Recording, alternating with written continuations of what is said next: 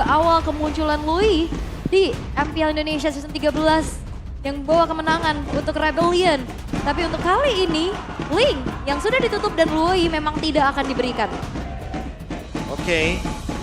Dan sekarang kalau kita melihat dari Ling, Varamis Ben, apalagi ada Luoyi juga, tidak ingin mengulangi cerita yang sama ketika berbicara leg yang pertama. Dan kalau kita ngomongin soal Harit, udah pastilah. Kita tahu sendiri power spike-nya dari early game untuk bisa menekan para gold laner lain. Ini benar-benar bakal jadi one-sided. Sangat-sangat menguntungkan bagi Harit di gold lane. Yap, tapi Arlot Ben. Ini membuka lagi banyaknya opsi. Seperti Matilda, lalu juga masih ada Nathan, Angela. Banyak banget sih sebenarnya. Bahkan kalau kita lihat juga dari Hellcard ya yang udah bisa digunakan. Ya. Ini beda tim soalnya beda persiapan kan. Kalau di match 1 kita lihat Hellcard di ban terus. Di match yang kedua bahkan gak disentuh sama sekali. Dan bahkan bisa jadi malah Hellcard-nya di tangan dari Kairi. Oh. Karena tidak menutup kemungkinan, walaupun memang hero-nya roamer banget untuk sekarang. Regennya cepat ketika dia dalam keadaan mode prowler. Apalagi dengan Deadly Stinger yang sangat-sangat on point sekali dan gak perlu bikin attack speed lagi. Karena Hellcard di patch yang sekarang udah lebih butuh tipe yang burst damage. Yap. Yang one shot, one kill. Tapi ini banyak opsi nih. Angela, Roger kah? Ya Roger kayaknya deh. Yap, karena kalau ngelihat Vincent pakai Roger sih. Ya nggak cuma itu sih, tapi kalau kita lihat dari Rebellion, referensi terakhir gameplay mereka ya mereka bermain dengan fighter mid lane, lalu menggunakan Thorin sebagai salah satu fondasi utama mereka, Yap. dan nanti mereka akan melakukan teamfight jangka panjang dengan Florin dan dua fighter tersebut. Oke. Dan ya, Terizla mid lane ya, kebanyakan juga ini juga yang membawa kemenangan untuk Rebellion di minggu lalu ya. Dan dua yang akan langsung diamankan juga untuk Onyx. Wow. Angelanya bakal bisa diambil kah atau mau langsung deny aja Terizlanya? Angela Terizla juga nggak buruk sih di sini. Oke. Hero powernya Lutfi juga, yang dimana job desknya Lutfi adalah tumbang, tapi Fredrin, setidaknya nanti bakal free untuk cewek dan juga mungkin untuk Kairinya. Tapi masih Fredrin dan Angela. Mereka mau pick yang lebih pasti aja, absolute fight dari Fredrin. Yang kita tahu sendiri win rate-nya pun masih sangat-sangat tinggi sekali. Oke, tapi memang Fredrin ini sangat priority sih buat Onyx itu sendiri ya. Berkali-kali kita ngelihat juga di first pick. Dan dengan adanya Angela ini akan ngebuat dari Fredrin akan lebih enak lagi nantinya untuk menjawab prolong team fight. Sedangkan dari Rebellion, Terizlanya langsung diambil kah? Oke, Terizlanya langsung diambil atau enggak sih, saran aku masih ditahan terlebih dahulu.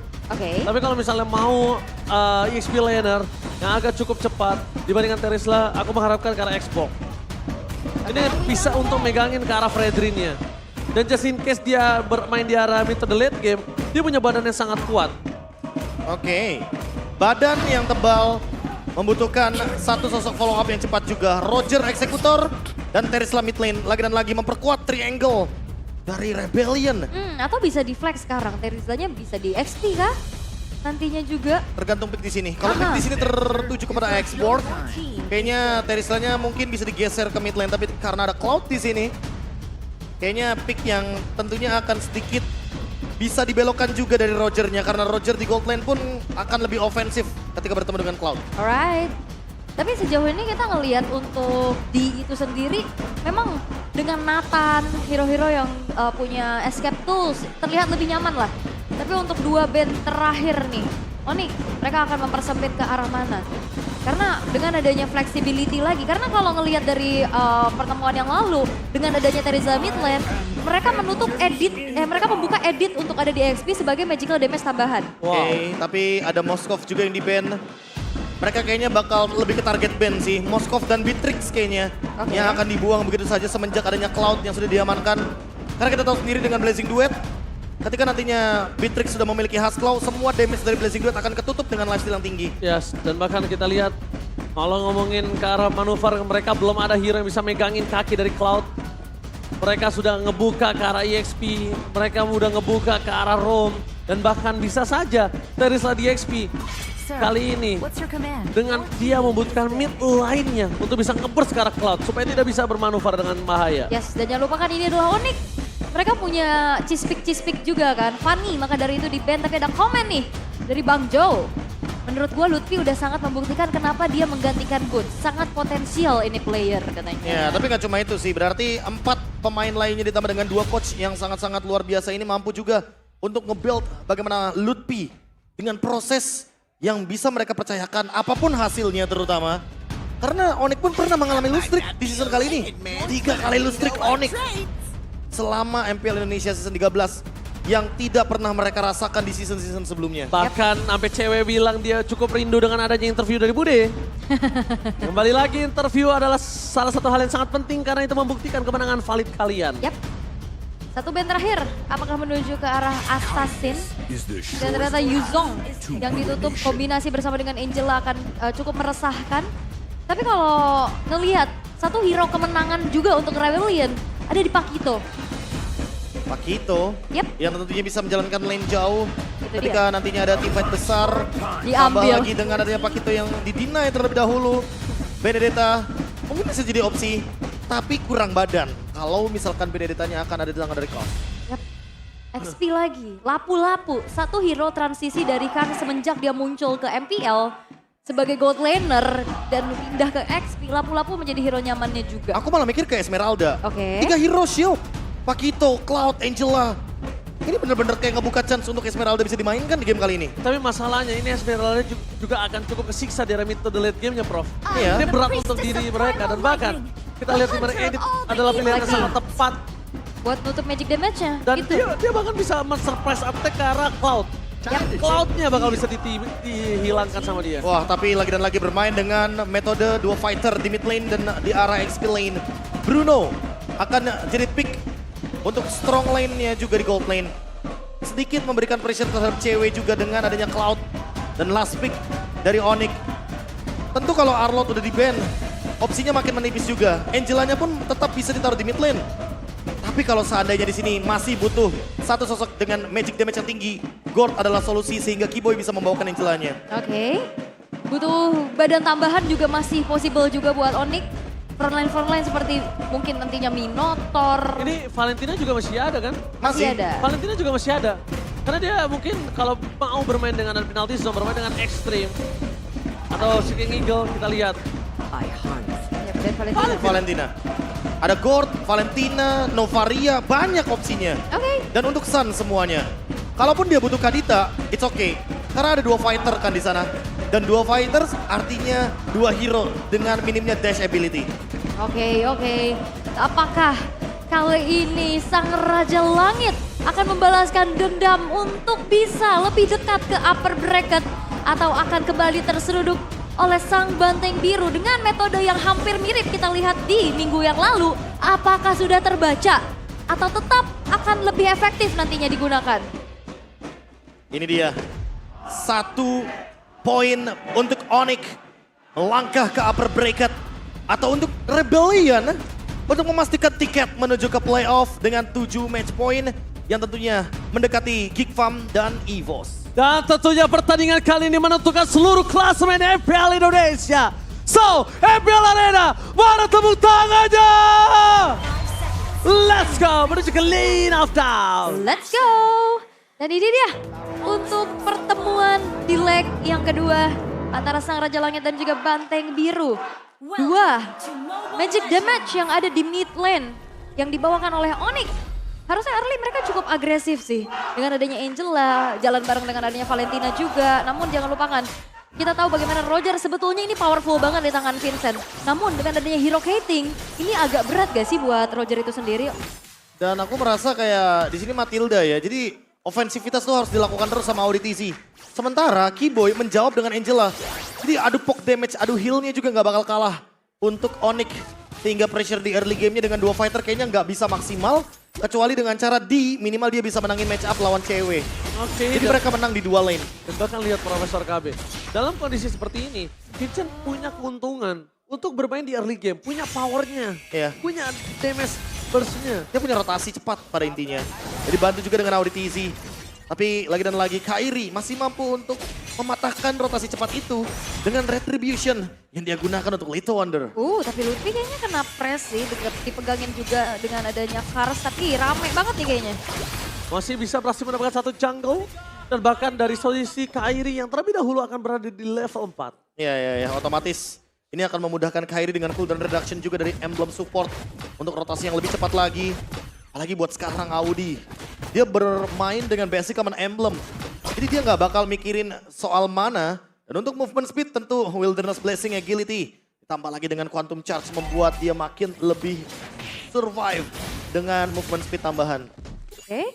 Dan sejauh ini masih cukup aman tentram ya, belum ada gengking-gengking yang terjadi pula. Lihat dengan Red Turtle yang pertama sekarang sudah muncul, tapi kan Flicker. Oke, surprise di depan sana membalikan kembali kanan dan Luffy masih bisa bertahan. Double knockout save-nya membuat para pasukan dari tim Onyx mereka berhasil menangkap satu dan Press Sword. First blood di tangan para pasukan Onyx. Surprise, ini balik surprise, tapi Swallow mencoba untuk menutup itu semua. Membuat team fight kali ini berada di dalam keuntungan para pasukan tim Rebellion. Satu buah surprise attack Flicker onward yang dikeluarkan walaupun memang bisa dibalikan dengan adanya Kairi. Tapi Lutfi yang menjadi korban atas rotasi yang dilakukan juga oleh Swallow bergerak ke arah atas. Tapi thanks to Kairi, Keyboy yang bisa memperpanjang tim fight-nya dengan pasif dan juga emblem support. Efek heal yang memperkuat Kairi di lini depan dan tim fight bisa berlanjut kembali. Oke, Kairi kali ini udah mulai dirasuki oleh seorang Keyboy dengan adanya Halka. Kairi, Apressor belum jalan dan bahkan Vincent. Damage sangat besar. Tapi nampaknya Luffy Scepter Tail untuk masukkan dari tim Onyx. Out of nowhere dia bisa berhasil mendapatkan satu turtle dengan kondisi seperti ini.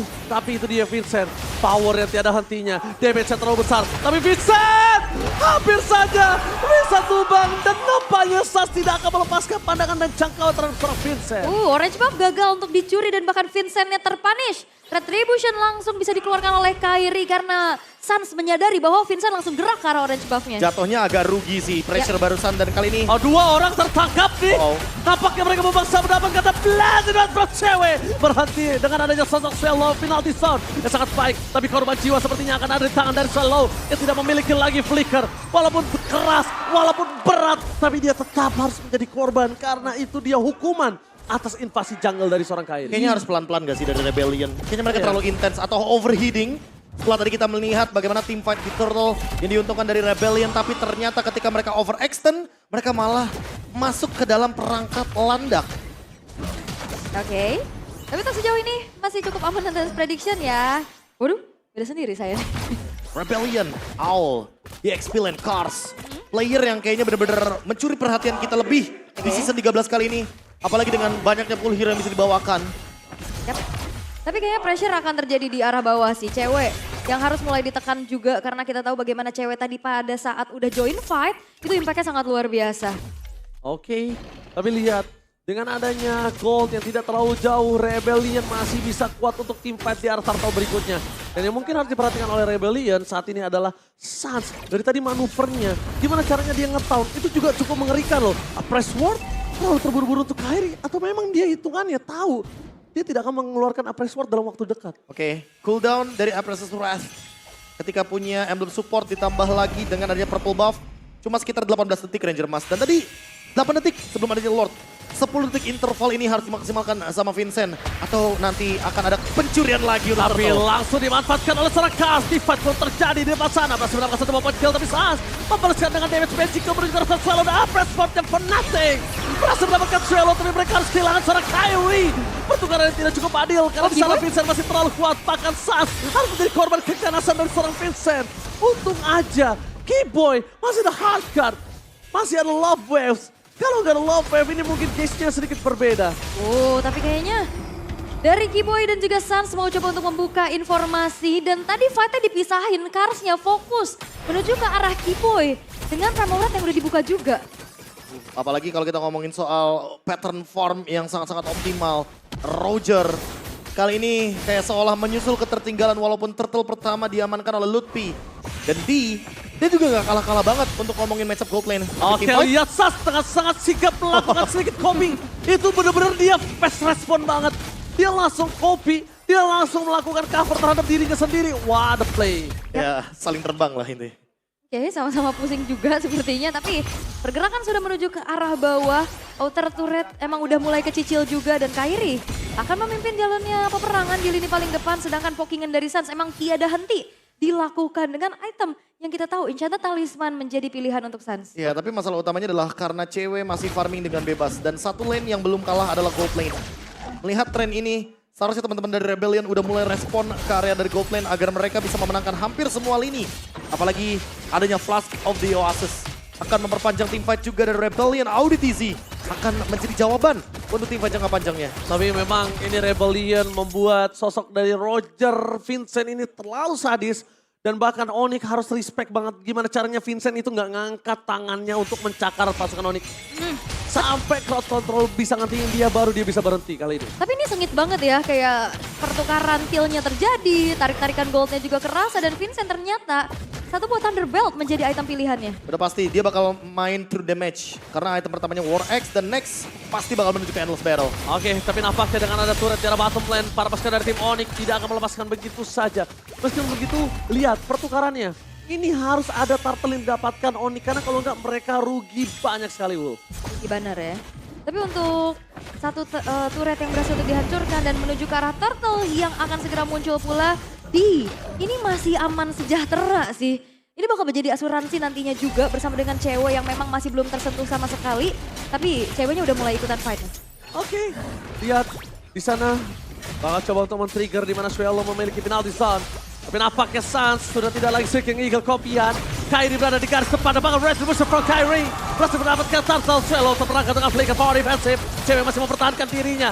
Lihat, Matilda Airless-nya bukan untuk Swallow tapi untuk seorang Cars. Tampaknya mereka berhasil memukul mundur dan pelanggan from Cewek. Memporak-porandakan backline dari tim Rebellion dan untungnya kali ini korban yang tersisa hanya Cars. Tidak ada Vincent, tidak ada Di. Kalau ada dua orang itu, ini kerugiannya bakal melimpah. Oh, ini akan menjadi titik balik untuk Onyx. Bisa memegang kembali atas kontrol dari keunggulan yang bisa mereka manfaatkan.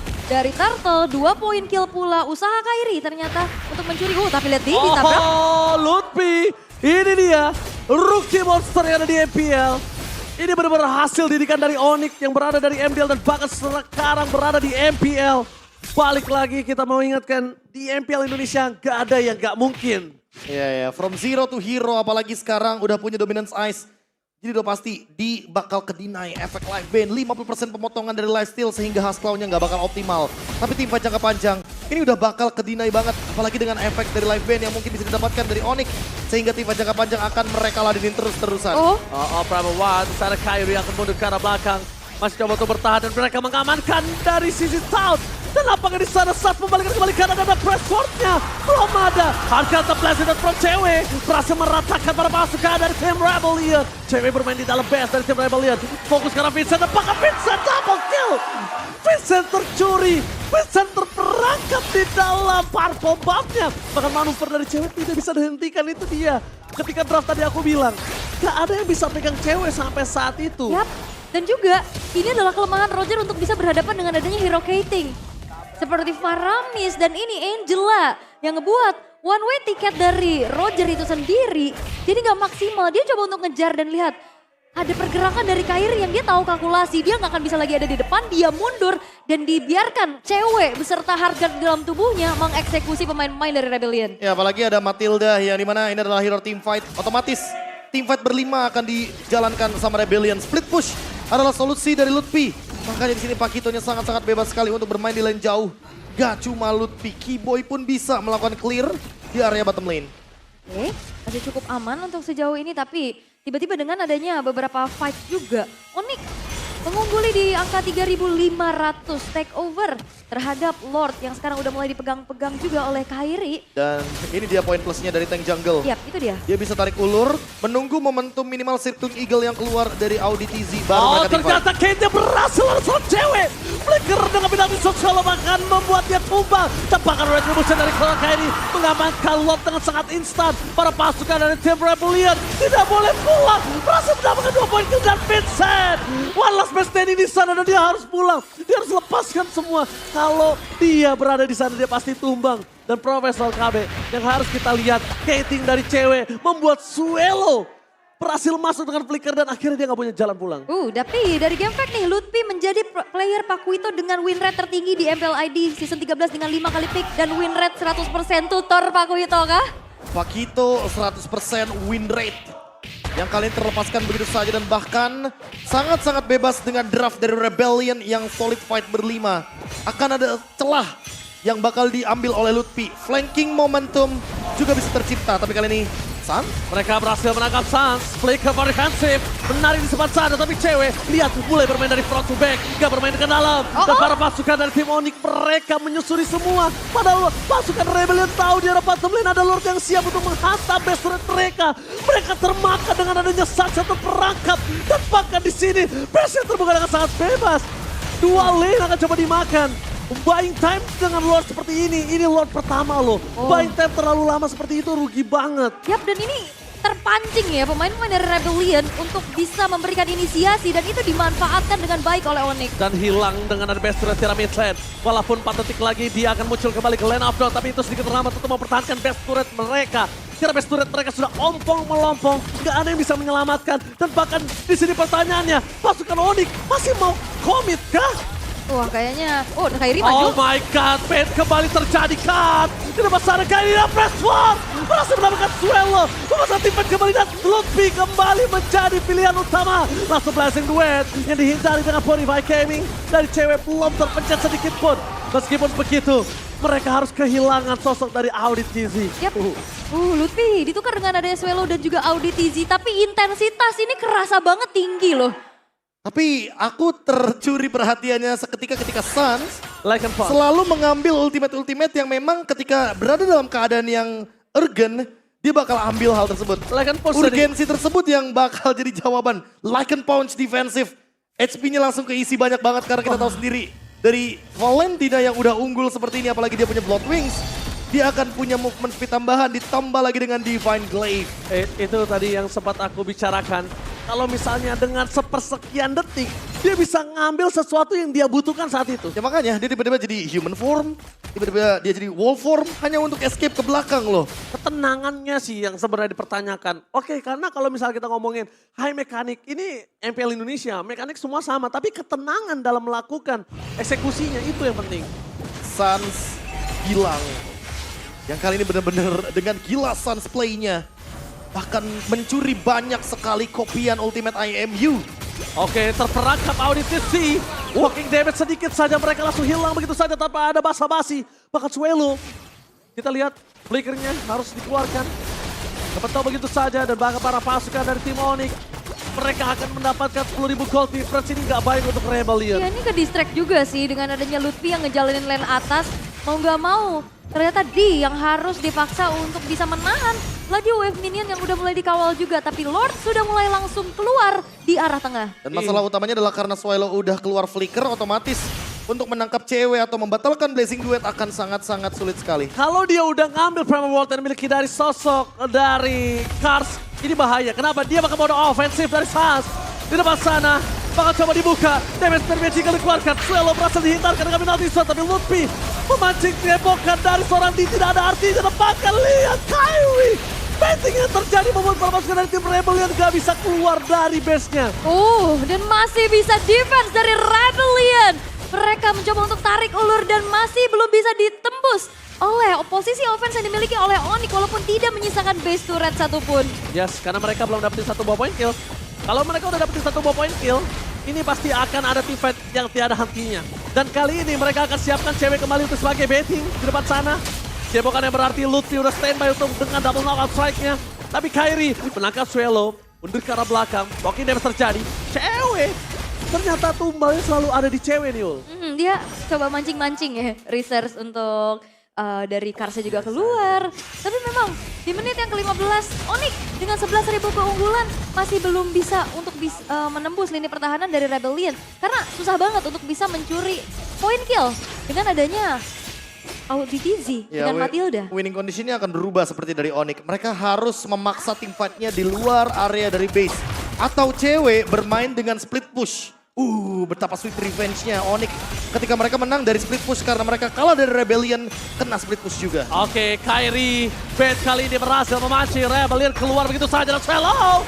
Penalti shot for defensive tidak akan ada artinya. Blazing Duet from cewek. Lutfi mencoba untuk menutup semua main-main NBL untuk pulang. Double kill didapatkan. Isi bencana. Sang Raja Langit memaksakan timah triple kill. Looking for Maniac. Tapi nampaknya kali ini dapat kelesatan. Bahkan tidak ada Maniac untuk cewek. Sang Raja Langit memperkuat posisinya untuk mendapatkan upper breaker. This is Onyx Langganan win streak kembali dipertunjukkan dengan dominasi yang cukup mengerikan. Satu konsistensi yang mereka bawa di leg yang kedua membuat sang banteng biru harus justru terpaku di game yang pertama. Mid game bukan jawaban. Onyx mengembalikan dengan cepat seketika, instan banget untuk menutup game ini. Bahkan aku baru mention winning condition dari Onyx. Harus team fight di luar zona nyaman dari Rebellion. Dan mereka membuktikan hal tersebut. Triomed full pressure. Dan lagi-lagi Fredrin dari Kairi. Entah harus di shutdown begitu saja. Karena memang win rate dari Kairi dengan Fredrin yang terlalu tinggi di season kali ini. Dan bahkan Lutfi, salah satu regenerasi dari Onyx yang menggantikan Boots, membuktikan 100% Pakitonya masih bertahan. Masih ya, Cloud tadi dari Skylar masih. Masih. Tapi itu tadi terakhir ada momen Matilda diikutin sama D gak sih? Ternyata audisinya belok dan akhirnya D-nya justru ketinggalan di depan. Justru Justru ya kayaknya, nanti kita bakal lihat harusnya Iya. highlightnya juga. Apalagi kan kita berbicara soal team fight di luar. Wave minion nggak bakal bisa dikendalikan karena 3 wave minion bergerak dengan leluasa. Dan itu yang mungkin menjadi kendala utama dari Rebellion ketika mereka team fightnya di luar. Lihat. Otomatis ya super minionnya kedorong terus dan akan disambut. tadi Kairi yang mancing, supaya apa? Supaya masih ada waktu untuk dia di take out. Dan ternyata Kairinya udah siap dengan kawanan yang support dari arah sungai. 3 lapisan. Yang pertama Kairi, yang kedua cewek, yang ketiga Lutfi. Dan Ditutup bahkan Lutfi semua. udah siap potong supaya nggak ada yang Iya. pulang. Benar. Dan juga kayak Onyx tahu banget nih, ini pancing aja, kita main kiting aja dan Rebellionnya kepancing. Karena Iya. memang kita lihat player of the game kali ini akan jatuh kepada Deng deng deng Siapa deng nih? deng deng. Woi. Gilasan. Kenapa kayak gak siap gitu dia? Ya tidak bisa dipungkiri permainan yang agak cukup gila. Jadi kalau bahasa Inggrisnya crazy gameplay from Suns. Ya, Luar biasa. 8-0-12. Gimana enggak sih? Lihat dealing damage yang hampir menyentuh ke angka 90.000 dengan game yang cukup cepat terbilangnya. Nggak nyampe Lord Evolve, bahkan endgame tanpa adanya Lord. Dan ditambah lagi dengan adanya Blood Wings yang menjadi jawaban item movement speed. Lightning Truncheon juga. Apalagi dengan sepatunya yang cukup unik, Warrior Boots. Yap. Dia tahu lawannya adalah tipikal hero-hero damage dealer. Ada Bruno, lalu ada Roger, lalu ada Terisla juga. Jadi nggak heran kalau misalkan dia memilih untuk Warrior Boots untuk team fight yang jauh lebih intens lagi. Oke. 89.000 damage output ini mengerikan dan recap yang akan kita lihat juga untuk game yang pertama sebetulnya ini dimulai dengan adanya agresivitas dari Cars. Dan yang berjalan ini adalah Sun sama Kairinya terus. Yap. Mereka akan berjalan dengan remain move. Kiboy akan berjalan dari sisi yang agak jauh dari sosok Kairi. Karena biar jaga jarak, biar nggak ada yang bisa pick off ke arah Kiboy-nya. Bahkan menurutku Kiboy dengan Angela, ternyata dia bermain dengan sangat-sangat ofensif. Walaupun tidak hadir badannya di sana, tapi dia selalu punya timing yang tepat untuk bermain dengan menggunakan hurt guard-nya. Jadi nggak heran kalau seandainya di sini Kairi HP-nya walaupun terkena pokingan daripada Kars dan juga dari Swallow, tapi selalu ada backup heal dari Kiboy dan timingnya selalu tepat, gak pernah telat. Yap. Dan juga ini Swallow-nya dipunish terus kan. Dia coba untuk buka inisiasi tapi akhirnya ditabrak balik, dipegangin lagi ya itu. Ini juga dari kepancingnya pemain-pemain dari Rebellion. Ini kiting doang gitu loh dari Onyx-nya dan Iya. Rebellion-nya terpaksa untuk keluar dan di momen yang krusial D-nya menghilang. Kayak mau nggak mau juga sih jatuhnya. Karena kalau misalkan gak diladenin, ya udah pasti Onyx bakal mencari winning condition lain. Salah satunya adalah dengan bermain dengan split push. Oh D-nya ikut kan? Ikut. Momen terakhir akhirnya ketinggalan kan karena audisinya tiba-tiba belok. Iya makanya di sini sangat sulit untuk nge-convert apapun dealing damage yang diberikan dari kubu Onyx. Karena memang mereka break begitu kuat sekali untuk bisa mendeliver damage secara maksimal. Gap 11.000 sampai dengan 12.000 gold menjadi bukti nyata. Kalau memang untuk menyusul ketertinggalan tersebut sulit adanya. 14.000 di akhir game. Wow. Oke, dan juga cewek ya dia tahu ya dengan basic common emblem dan tenacity juga yang dibawa. Apalagi ada hard guard udah semakin super safety gak sih? Dan di saat dia masuk di dalam fight udah gak ada yang bisa megangin dia. Purify pula. Purify, ada Heart Guard, Tenacity, dan tidak melupakan bagaimana Agility dan Quantum Charge. Jadi lebih powerful juga nih untuk escape ability-nya. Tapi tidak melupakan juga bagaimana pelepasan sepatu dari cewek sehingga dia bermain dengan leluasa ketika punya satu golden staff dan juga windtalker. Walaupun sempat di nerf ya, tapi menurutku ya nerfnya juga nggak akan begitu parah-parah banget ketika memang Cloud yang menggunakannya. Karena memang pada nyatanya Cloud adalah tipikal hero yang bisa bermain dengan attack speed. Jadi nggak heran sih kalau seandainya di sini cewek akan terus bermain dengan Malefic Roar dan attack speed yang dia miliki. Ketika kita berbicara item pilihan dari sang carry. 121.000 damage, Blessing Duet kena 3 sampai kena 4. Udah pasti, walaupun Suns hampir menyentuh 100.000 ya secara dealing damage.